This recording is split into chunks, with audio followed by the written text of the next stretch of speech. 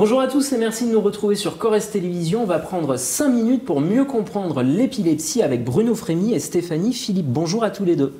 Vous êtes correspondant pour l'association Épilepsie France. Alors, tout simplement, qu'est-ce que l'épilepsie d'abord? Alors, l'épilepsie, c'est une maladie neurologique, en fait, qui touche le cerveau, donc. C'est un dysfonctionnement électrique au niveau des neurones cerveau qui provoque ce qu'on appelle des crises d'épilepsie, qui peuvent être se présenter de différentes façons. Il y a ce qu'on appelle les épilepsies partielles, où on peut avoir simplement des troubles du langage, on peut avoir des absences, c'est-à-dire qu'on va fixer, le regard va se fixer, on n'est plus là, ça peut être également des troubles auditifs, ça peut être des troubles du langage. Et voilà. Et une deuxième type d'épilepsie, donc beaucoup plus spectaculaire, c'est ce qu'on appelle les crises généralisées, où là, on peut avoir jusqu'à des pertes de connaissance, des convulsions. Et qui ça touche? En France, c'est 700 000 personnes qui sont touchées par l'épilepsie, qui sont malades, hein, les patients. Ça représente 1% de la population. Dans ces 700 000, il y a à peu près la moitié sont des enfants. Ce sont des enfants. Il faut savoir que l'épilepsie touche principalement les enfants et les personnes au-delà de 60 ans. Entre les deux, hormis un accident de la vie, il y a moins de risques de faire une crise d'épilepsie comme ça. Et alors, comment c'est décelé et comment c'est traité? Alors, c'est décelé par des examens médicaux, forcément, dans des services de neurologie. Donc, par des examens, l'examen type, c'est ce qu'on appelle l'électroencéphalogramme. On va aller capter, mesurer les intensités électriques au niveau du cerveau et on voit des anomalies. Enfin, ce sont les spécialistes, hein. Alors, nous, on n'est pas spécialistes. Donc, on voit les anomalies et après, comment c'est traité. Donc, il y a une médication qui est donnée avec plusieurs molécules, ou une seule, enfin bon, selon le cas, selon la nature, selon l'épilepsie, parce que ce n'est pas une épilepsie, il existe une centaine d'épilepsies différentes, en fait, une cinquantaine, pardon. Voilà. Et alors, je suis dans la rue, j'assiste à une scène comme ça, qu'est-ce que je peux faire? Alors, j'ai presque envie de vous dire rien, mais pas tout à fait. En fait, il faut savoir, si la personne tombe et convulse, par exemple, enfin, c'est le pire des cas, il ne faut surtout pas l'empêcher, la contraindre dans ses gestes, surtout pas.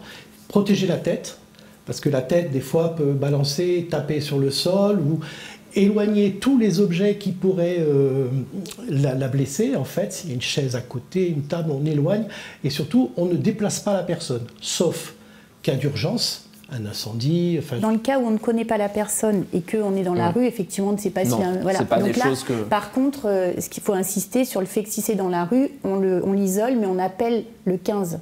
Ça, c'est obligatoire. Et qu'est-ce qu'il faut surtout pas faire?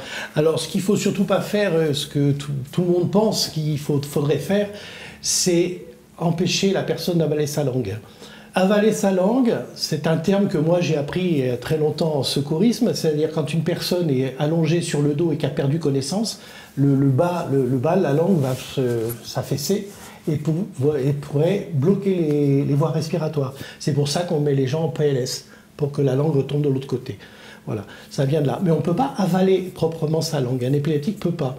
Par contre, il ne faut rien mettre dans la bouche, parce qu'on aurait tendance à mettre un bout de bois, une cuillère, quelque chose, ça risque de lui casser les dents. Et alors la plus stupide chose à faire, c'est d'y mettre son doigt, sauf si on n'en a pas besoin. Donc il faut surtout ne rien mettre dans la bouche. Alors lundi 10 février, c'était la journée internationale de l'épilepsie.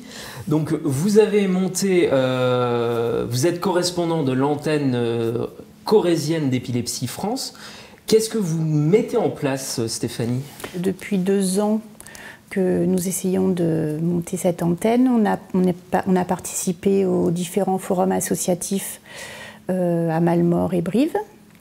Et là, depuis janvier, on a une permanence 1 fois par mois à la Maison des associations de Brive.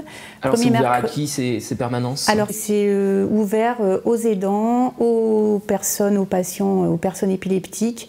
C'est un lieu où on peut parler de cette maladie parce que c'est quand même quelque chose d'important, de ne pas être seul. Offrir un temps d'échange et être un centre ressources autour de l'épilepsie en Corrèze? Exactement, oui. Le premier mercredi du mois, de 18h à 20h à la Maison des associations. Est-ce qu'on peut vivre avec l'épilepsie? Alors, dans certains cas, on vit très bien avec son épilepsie.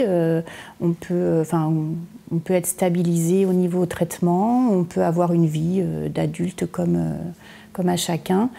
Dans d'autres cas, va se poser la question du permis de conduire, de l'accès au travail, pour les plus jeunes, de l'accès à l'école, on va dire, normal, le cycle normal. On est confronté à beaucoup d'obstacles à surmonter et c'est vrai que on veut créer cette antenne pour que les gens ne se sentent plus seuls et puissent oser parler. L'épilepsie, c'est toujours tabou en 2025 ? Oui, c'est pas une maladie qui est facile, dont il est facile de parler, de dire qu'on est épileptique, de dire qu'on a un enfant épileptique. C'est un peu le rôle de l'association en fait, de faire connaître mieux la maladie.